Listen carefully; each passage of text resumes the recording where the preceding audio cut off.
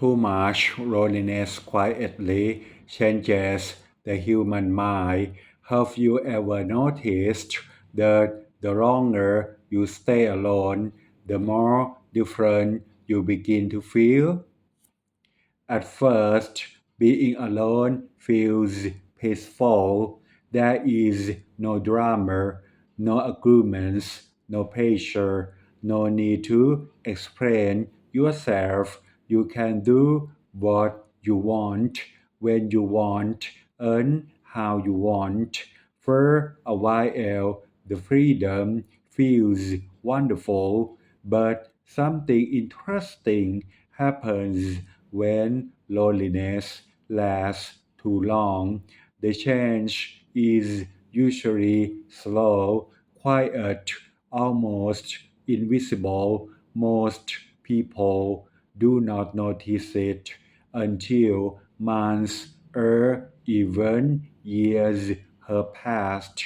Today, let's talk about how to much loneliness can quietly change the human mind and what we can do to stay emotionally healthy without losing the peace that solitude can provide. At first, loneliness feels like freedom.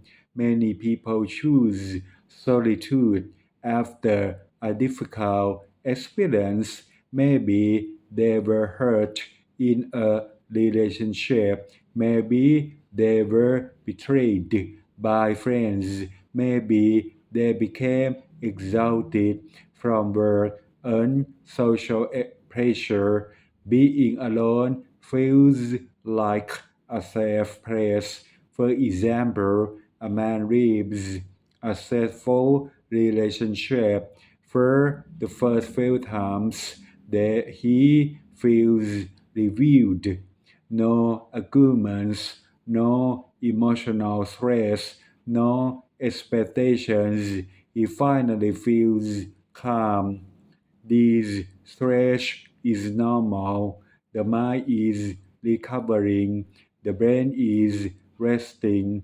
There is nothing wrong with enjoying sol- solitude. In fact, healthy solitude can be very beneficial. Slowly, silence becomes your new normal. As time passes, you become comfortable with being alone. You wake up alone, eat alone, watch television alone, make decisions alone, solve problems alone. Everything becomes familiar.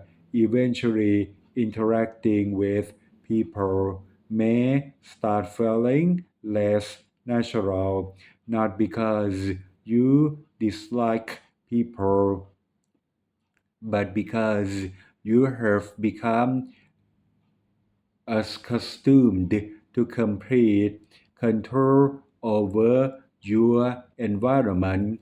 You decide everything. Nobody interrupts you. Nobody disagrees with you. Nobody challenges your routines. Over time, the mind begins adapting to isolation. You may become less patient with people. This is one of the most common changes. When we spend too much time alone, we become used to things being done our way, then suddenly someone enters our space. Maybe they talk too much. Maybe they have different opinions. Maybe they have different habits. Small things begin to feel irritating. For example, A friend talks for an hour. You feel exhausted. Someone asks for your time. You feel annoyed. A family member wants to spend time together. You feel uncomfortable. This does not necessarily mean you are becoming a bad person. It simply means your mind has adapted to a life with fewer social demands. You may start keeping everything inside. Humans need emotional outlets. We need people we can talk to. We need people who can listen when loneliness lasts too long. Many people stop sharing their thoughts and feelings. Instead, they carry everything alone. Stress stays inside, worry stays inside, fear stays inside, sadness stays inside. At first, these may feel like strength, but over time, emotional pressure can build up. The problem is not that people are weak. The problem is that no one is designed to carry every burden alone forever. Overthinking often goes in isolation. When you spend a lot of time alone, you spend a lot of time with your own thoughts. These can be helpful. Self reflection is important. Thinking deeply can help us learn and grow. But there is another side. Without without outside perspectives, thoughts can start going in circles. A simple problem becomes a huge problem. A small mistake feels enormous. A short text a short text messages get analyzed for hours. You replay conversations repeatedly. You imagine scenarios that may never happen. The mind creates stories because there is nobody present to provide balance. Loneliness can slowly close the heart. This is perhaps the most important change. Many people who spend years alone eventually tell themselves, I don't need anyone. Sometimes this state is true, but sometimes it is a defense mechanism. Sometimes it means I don't want to get hurt again. I don't want to be disappointed. I don't want to trust people. The heart slowly builds walls. The walls provide protection, but they also block connection. And eventually, loneliness becomes both the shield and the prison. The hidden difference between solitude and loneliness, I believe this distinction is very important. Solitude is a choice, loneliness is a feeling. You can be alone and feel peaceful. You can also be surrounded by people and still feel lonely. Healthy Solitude helps you recharge. Unhealthy loneliness slowly drains your emotional energy. The goal is not to avoid being alone. The goal is to avoid becoming disconnected from life. My practical solution: I do not believe that the answer is constant socializing. That is not realistic for everyone. Instead, I recommend balance. Keep your quiet time, keep your independence, keep your personal space, but maintain a few meaningful connections. You do not need 50 friends. You may only need one or two people you can genuinely talk to.